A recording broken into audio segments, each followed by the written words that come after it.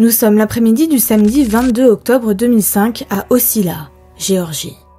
Tara Grinstead, une jeune professeure d'histoire au lycée de 30 ans et reine de beauté, aide de jeunes candidates à se préparer pour un concours local. Ensuite, elle se rend à un barbecue et vers 23h, elle rentre dans la petite maison où elle vit seule. Tara est passionnée par son travail et est également l'entraîneuse des Pom-Pom Girls. Lorsqu'elle ne se présente pas à l'école le matin du lundi 24 octobre 2005, ses amis et voisins ont tout de suite su que quelque chose n'allait pas. Le lycée contacte la police.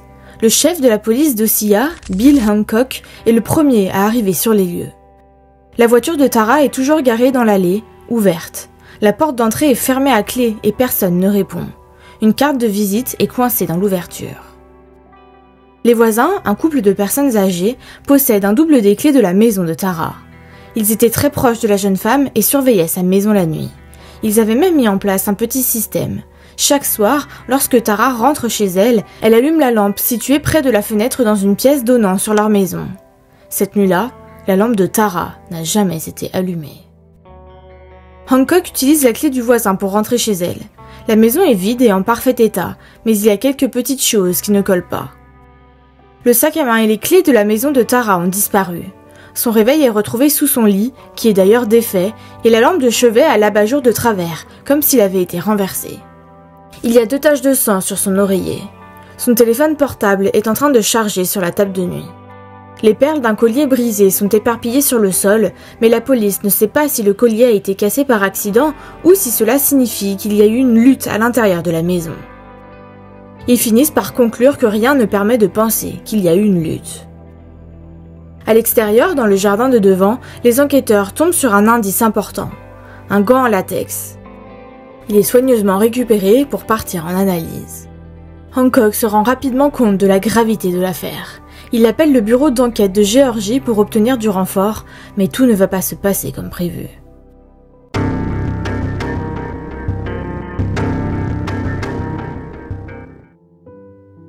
Tara Faye Grinstead est née à Hawkinsville, en Géorgie, de Billy et Faye Grinstead le 14 novembre 1974. Pendant son enfance, elle a été pom-pom girl et membre active de l'église baptiste. Après le lycée, elle s'est inscrite au Middle Georgia College pour poursuivre des études supérieures et devenir enseignante. Elle a ensuite obtenu une maîtrise en éducation à l'université d'État de Valdosta. Tara rêvait de devenir administratrice d'école et même un jour directrice. Au moment de sa disparition, elle suivait des cours du soir pour obtenir un diplôme spécialisé. En 1998, Tara a commencé à enseigner au lycée du comté d'Irwin à Ocilla, en Géorgie. Elle était une professeure d'histoire dévouée et appréciée. Elle était compatissante et s'occupait également de ses élèves en dehors de la salle de classe, permettant même à l'un d'entre eux de vivre temporairement avec elle après que la maison de ce dernier ait brûlé. Selon ses amis et sa famille, Tara était connue pour sa nature généreuse et confiante. Quant à son expérience des concours de beauté, Tara s'y est d'abord intéressée pour pouvoir payer ses études. Elle a participé à de nombreux concours et a été couronnée Miss Tifton en 1999. Plus tard dans l'année, elle a également concouru pour le titre de Miss Géorgie. Pendant environ 6 ans, Tara Grinstead a fréquenté Marcus Harper, un ancien policier d'Ocilla qui a rejoint l'armée. Ils se sont séparés à l'automne 2004, environ 1 an avant la disparition de Tara. Des amis disent qu'elle était désemparée par la fin de leur relation. Reprenons en détail le dernier jour où Tara a été vue vivante. Nous sommes donc le samedi 22 octobre 2005. Tara reçoit des adolescentes chez elle pour les aider à se maquiller et se préparer pour le concours de beauté qui commence à 15h. Elle assiste au concours, mais d'après l'une des ados, Tara n'est pas comme d'habitude, elle n'agit pas normalement. Quelque chose la contrarie. Elle s'en va vers 19h15, expliquant qu'elle doit se rendre au barbecue de son directeur.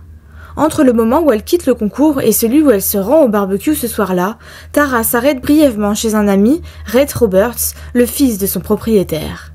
Ils discutent une 15aine de minutes au bord de la route. Elle se rend ensuite au barbecue où elle arrive vers 20h. La soirée se passe bien et vers 23h, elle se prépare à partir, expliquant qu'elle devait regarder la cassette du concours de beauté. Très curieusement, la police n'a jamais pu la trouver. Et pour autant qu'ils le sachent, aucune vidéo n'a jamais existé. La petite ville d'Ossia est en effervescence. Il ne se passe jamais rien à Ossia, c'est tranquille.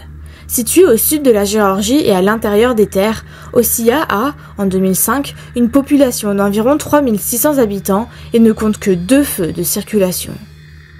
Bien qu'elle soit située à moins de 3 heures de route d'Atlanta, on a l'impression d'être dans un autre monde. La vaste majorité des habitants n'ont jamais vécu ailleurs, ou du moins pas très loin. C'est une ville tranquille et charmante, et peut-être un peu étrange. Une petite ville du sud où tout le monde se connaît et se serre les coudes. Pendant des années, des rumeurs circuleront en ville, se demandant ce qui est arrivé à Tara Grinstead et qui en est responsable. Les recherches sont lancées. Des centaines de personnes participent aux battues dans des conditions extrêmement difficiles. Il faut vérifier 645 km² d'eau infestée d'alligators, de terres agricoles tentaculaires et de forêts enchevêtrées. Chaque champ, chaque marécage, chaque bâtiment abandonné est fouillé. Une partie des recherches est effectuée par une unité canine, et notamment une semaine après la disparition de Tara, des chiens sont amenés à son domicile pour voir s'il est possible de retrouver son odeur dans cette zone. Malheureusement, en ce qui concerne le pistage, surtout par ce type de temps chaud en Géorgie du Sud, avec le soleil et les conditions sèches qu'ils avaient à l'époque, si elle s'était éloignée de la maison à pied, l'odeur avait probablement disparu après une semaine.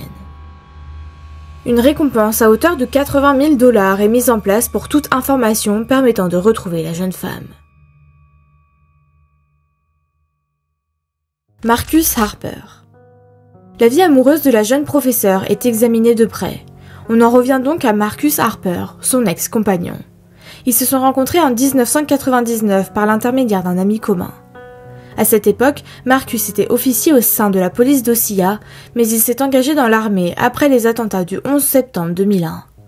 Il est devenu un ranger de l'armée et a servi en Irak.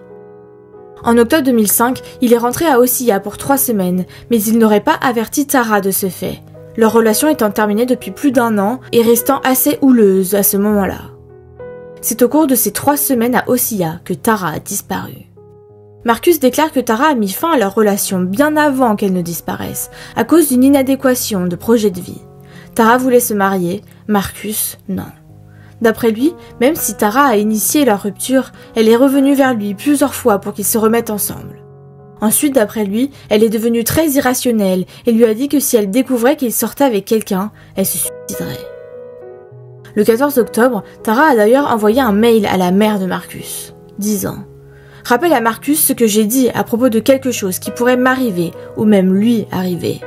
S'il laisse les choses en état, il pourrait m'arriver quelque chose. » Et quelle coïncidence, lui et Tara ont eu une grosse dispute quelques jours avant sa disparition, le 18 octobre, au sujet d'une jeune fille de 18 ans qu'il fréquentait.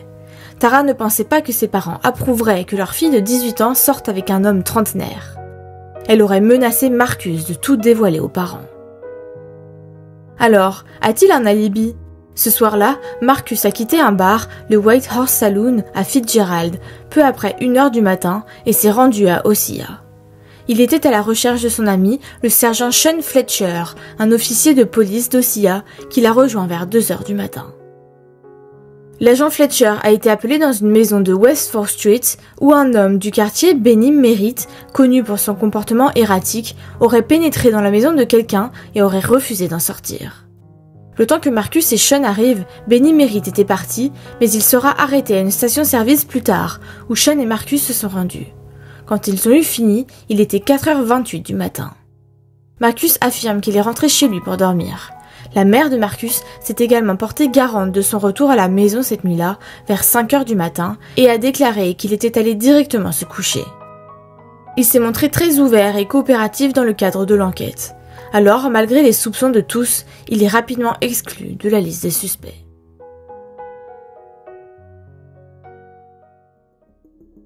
Anthony Vickers. Sur cette liste d'ailleurs figure le nom d'un autre homme, Anthony Vickers. C'est un ancien élève de Tara qui entretenait une sorte de relation avec elle dans les mois précédant sa disparition, où il dit qu'il se rendait chez elle et qu'il regardait un film ou quelque chose du genre. Anthony dépeint leur relation comme sexuelle, mais décontractée et informelle. Pourtant, le 30 mars 2005, environ 6 mois avant la disparition de Tara, des officiers de police d'Ossia ont été dépêchés au domicile de la jeune femme pour un appel de détresse. Quelqu'un essayait d'enfoncer la porte d'entrée. Il s'agissait d'Anthony Vickers. D'après le rapport d'incident, Anthony était très agité. Il a commencé à insulter et à crier sur les voisins qui regardaient la scène. Les policiers ont demandé à Anthony de se taire, mais il a refusé de coopérer.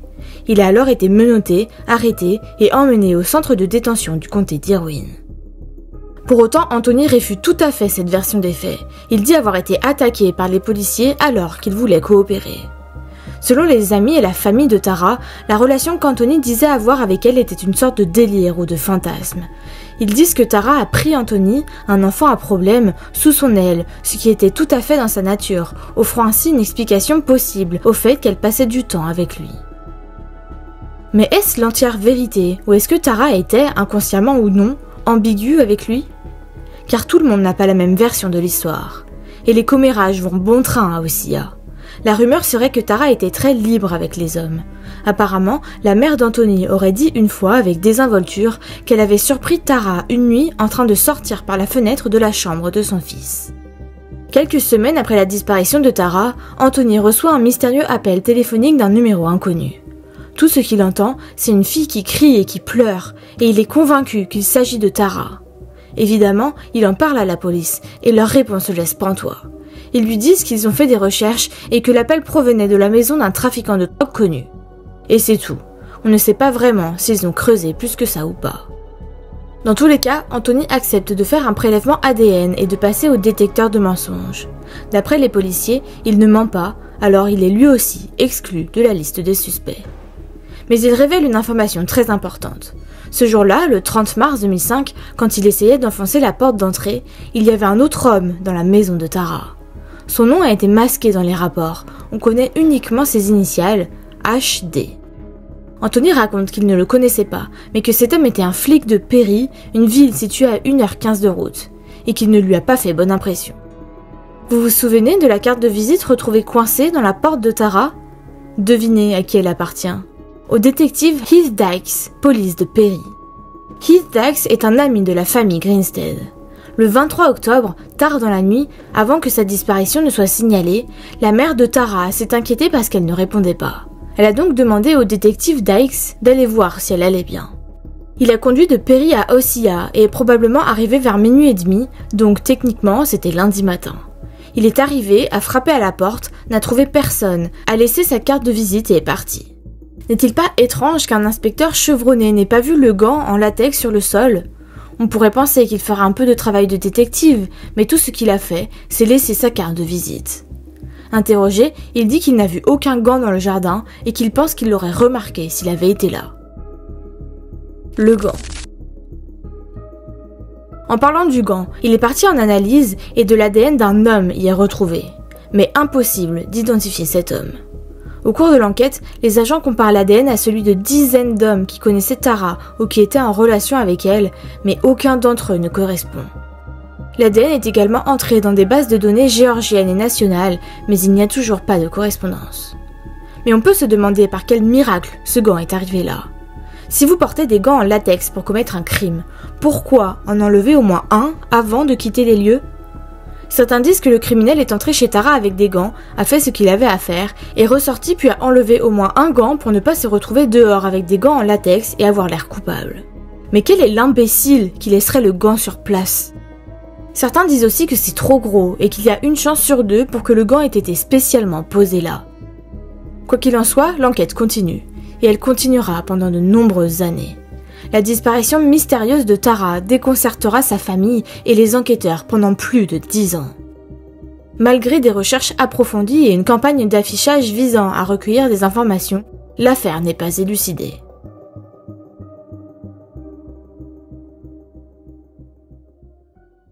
La révélation. C'est le 21 février 2017 que tout bascule. Une femme nommée Brooke Sheridan se présente au bureau d'enquête de Géorgie avec une histoire incroyable. Elle déclare que depuis des années, son petit ami, Bo Dukes, semblait lui cacher un secret qui le ronge et qu'après l'avoir poussé à avouer, il lui a révélé une histoire tragique. Une histoire qui pousse les enquêteurs à s'entretenir directement avec Bo. l'homme de 33 ans s'assoit face au détective et libère sa conscience. Il raconte que des années auparavant, son colocataire et meilleur ami, Ryan Duke, nom similaire, aucun lien de parenté, l'avait réveillé un matin et lui avait dit qu'il avait tué Tara dans son lit en l'étranglant après avoir essayé de cambrioler son domicile. Bo dit, je cite, « Je ne voulais pas le croire. Puis le frère de Ryan m'a dit que Tara avait disparu lundi. J'ai alors dit à son frère que Ryan m'avait dit qu'il l'avait tuée dimanche.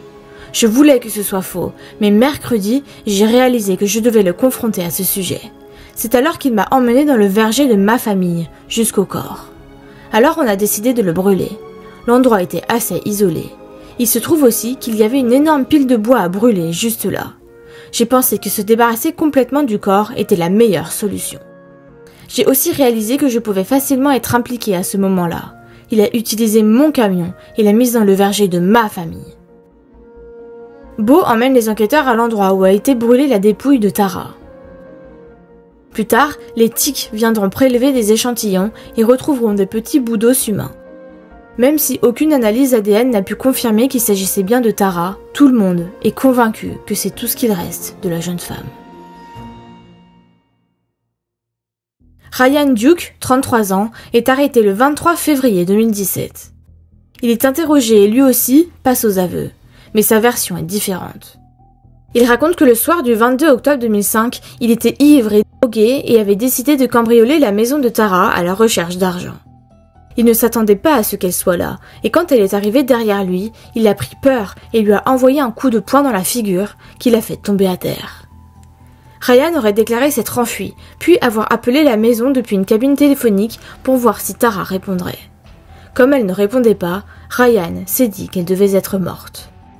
Le fait que Ryan ait eu connaissance de l'appel téléphonique était une information dont seul le bureau d'enquête de Géorgie et les coupables avaient connaissance. Ensuite, quelques heures plus tard, il dit avoir apporté des gants en latex et une couverture au domicile de Tara, puis avoir placé son corps dans la camionnette appartenant à son ami Bo Dukes et qu'il aurait abandonné la dépouille dans un verger de pacanier appartenant à la famille de Bo. Quelques jours plus tard, il dit que lui et Bo ont déplacé son corps plus profondément dans les bois et l'ont brûlé pendant 2 jours entiers.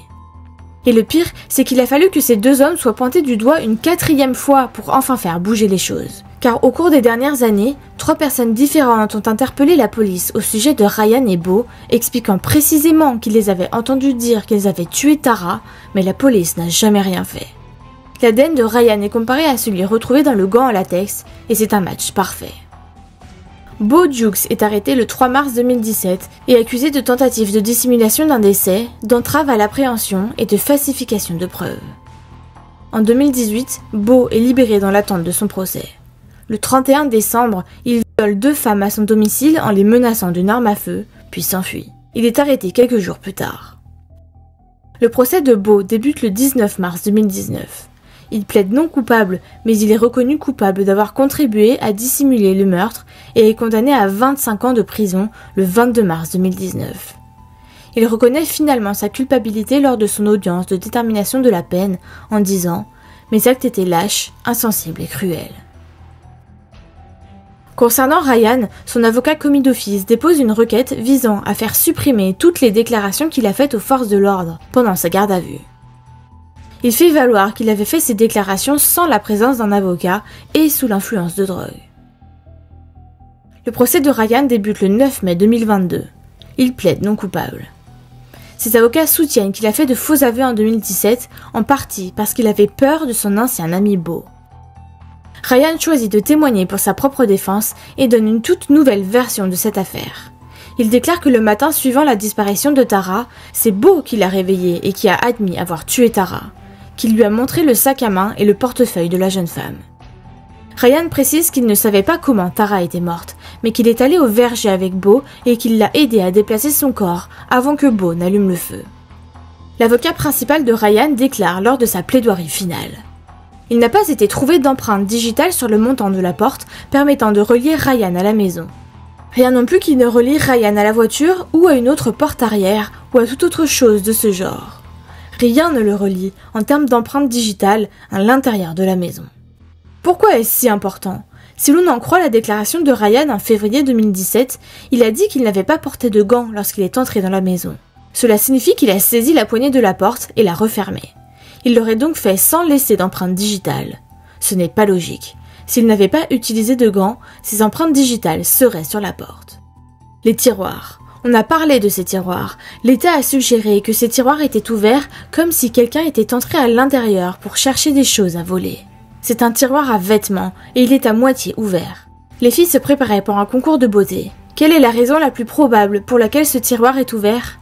En vous basant sur votre bon sens. Puis le lit. On a beaucoup parlé du lit, de la couette qui était en désordre, et on a suggéré que mademoiselle Grinstead dormait cette nuit-là, ce samedi soir, quand Ryan est entré, soi-disant. La seule chose que l'on voit sur ce lit, ce sont des coussins. Pourquoi y a-t-il des coussins sur un lit où elle dormait ? N'aurait-elle pas enlevé les coussins du lit pour se coucher ? C'est une question de bon sens. De plus, il semblerait que quelqu'un ait retourné les draps avant que les gens n'arrivent pour faire les photos. Et à sa décharge, cette personne ne savait pas qu'elle était sur une scène de crime. La théorie de l'État dans cette affaire est qu'il s'agit d'un cambriolage. Si vous regardez au-dessus de cette commode, il y a toute une série de bijoux différents posés dessus, à la vue de tous. S'il s'agit bien d'un cambriolage, pourquoi les bijoux sont-ils encore là ? La théorie du cambriolage n'a pas de sens. Et elle ne tient pas debout pour une autre raison très importante. Comment Ryan est-il entré dans la maison avec une carte de crédit ? Réfléchissons un instant. Et là, je fais un petit aparté. L'accusation se sert du témoignage de Beau, selon lequel Ryan lui a dit qu'il avait tué Tara dans son lit, qu'il a utilisé une carte pour faire sauter la serrure de sa porte et est entré pendant qu'elle dormait. Mais ça ne semble pas logique. Tara avait une poignée de porte normale avec une serrure tournante qui se verrouillait de l'intérieur. Lorsqu'elle n'était pas chez elle, c'était la seule serrure de sa porte. À l'intérieur, elle avait accroché des cloches de Noël à la poignée, donc si quelqu'un essayait d'entrer, les cloches tintaient lorsqu'on tournait la poignée. Près du haut du seuil de la porte, à l'intérieur, elle avait également installé 2 serrures supplémentaires. L'une est une chaîne, l'autre un verrou à levier de type hôtelier. Ces 2 serrures étaient toujours en place lorsque Tara était chez elle, donc personne n'aurait pu rentrer si elle dormait. Mais lorsque Tara n'était pas à la maison, la seule chose qui protégeait la porte était la serrure normale que l'on pouvait effectivement faire sauter ou crocheter. Certains pensent que la personne qui l'a tuée était déjà dans la maison lorsqu'elle est arrivée, ce qui explique pourquoi Dolly, sa chienne, était encore dehors, alors que Tara la rentrait toujours pour la nuit.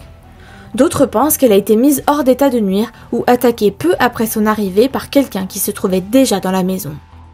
Ou qu'elle a ouvert elle-même la porte à son agresseur avant de se mettre définitivement au lit.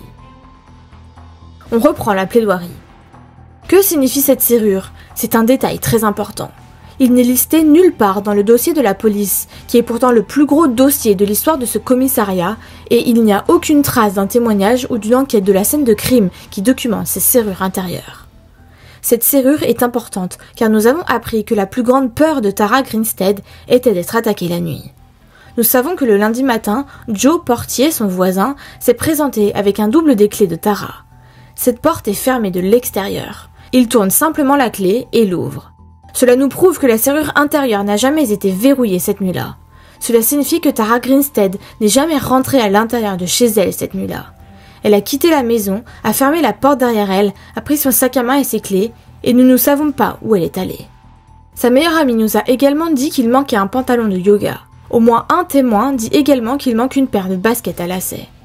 Cela suggère que Tara serait donc rentrée chez elle pour mettre son téléphone en charge, se serait changée et serait repartie vers 23h15.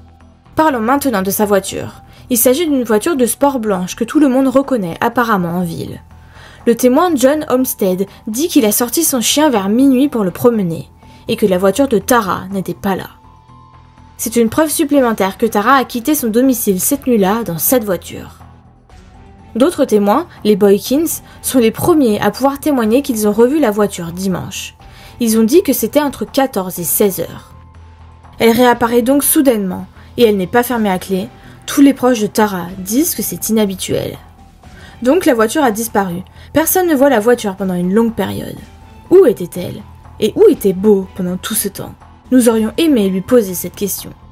Parlons de l'appel qu'a passé Ryan au domicile de Tara, celui qui prouve selon l'accusation qu'il est l'auteur du crime. Eh bien, Ryan explique pourquoi il a passé l'appel.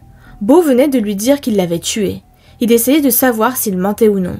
Il a passé le coup de fil pour voir où elle était. si elle allait bien, s'il pouvait lui rendre son sac. Tous ces éléments de connaissance de la culpabilité montrent simplement qu'il s'inquiétait pour Mademoiselle Grinstead. Selon la théorie de l'État, Ryan est retourné à la maison en plein jour le dimanche à l'heure de l'église, a pris un édredon, a mis Tara dedans, l'a transportée par la porte d'entrée, l'a mise dans le camion, puis est retourné fermer la porte d'entrée à clé. Parce que nous savons que la porte était fermée à clé, n'est-ce pas? Il a donc dû retourner fermer la porte d'entrée après avoir fait ça, au risque d'être vu à 9h30 du matin. L'autre problème, puisque nous en parlons, c'est qu'il a fait tomber un gant en transportant le corps de Tara hors de sa maison, mais alors qu'il est retourné fermer la porte à clé, ne l'aurait-il pas vu? Et il l'aurait manqué 2 fois. Il l'aurait manqué lorsqu'il s'est dirigé vers la porte d'entrée, puis il l'aurait manqué à nouveau lorsqu'il est revenu à la voiture. Parlons un peu plus du gant. C'est la preuve irréfutable de l'État, ce gant, n'est-ce pas? Mais que savons-nous de ce gant? Nous savons que l'État n'a pas amené un seul témoin pour vous dire qu'il était au sol avant lundi matin. Il n'y a pas une seule personne qui soit venue témoigner ici pour vous dire que ce gant était au sol avant lundi matin. Nous, au contraire, vous avons amené des gens qui vous ont dit que dimanche, ils ne l'avaient pas vu. Le détective Dykes est venu au domicile de Tara dans la nuit du dimanche au lundi. Interrogé à l'époque, il dit qu'il n'a vu aucun gant dans le jardin et qu'il pense qu'il l'aurait remarqué s'il avait été là. Au procès cependant, il dit qu'il n'a pas vu de gant, mais qu'il ne faisait peut-être pas assez attention à l'environnement. Enfin, Gary Rothwell, le détective en chef, vous a dit qu'il pensait que le gant avait été placé là. Et je vous le dis, notre théorie est que Beau l'a fait exprès, entre minuit et les premières heures de la matinée de lundi. Personne ne le saura avec certitude, car nous n'avons pas pu lui poser les questions. Mais nous pouvons supposer qu'il a reçu de l'aide, parce que la voiture est revenue. Quelqu'un a dû aller le chercher, et quelqu'un a dû conduire la voiture. Que s'est-il passé? Que s'est-il passé dans la nuit de samedi à dimanche? Le juge va vous dire qu'il incombe à l'État de prouver, au-delà de tout doute raisonnable, que Ryan a commis ce crime de la manière dont il est accusé dans cet acte d'accusation. Il vous dira également qu'il incombe à l'État de réfuter notre défense dans cette affaire. Il leur incombe donc non seulement de prouver ce qu'ils disent être arrivé, mais aussi de réfuter ce que nous disons être arrivé, ce qui est très important. Ryan vous a raconté ce qui s'est passé. Et l'État n'a pas apporté la moindre preuve pour réfuter ce que Ryan vous a dit sous serment à la barre. Il n'a pas tué Tara Grinstead. Il ne s'est pas introduit dans sa maison. Il ne l'a pas agressée. Nous savons qui a tué Mademoiselle Grinstead. Ryan vous a dit qui a tué Mademoiselle Grinstead.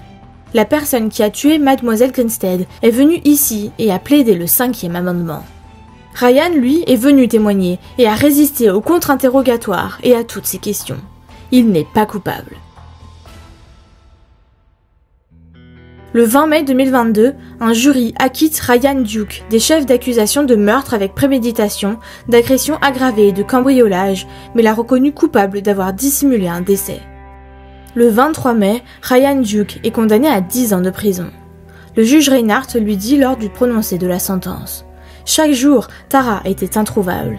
Et il est vrai que malgré vos sentiments égoïstes pour ne pas vous manifester, vous aviez le pouvoir d'arrêter cette douleur pendant des années. » Alors, d'après vous, qui a tué Tara? Ryan ou Beau? Dites-moi dans les commentaires vos théories. Et c'était la très triste histoire de Tara Grinstead. Si cet épisode vous a plu, abonnez-vous!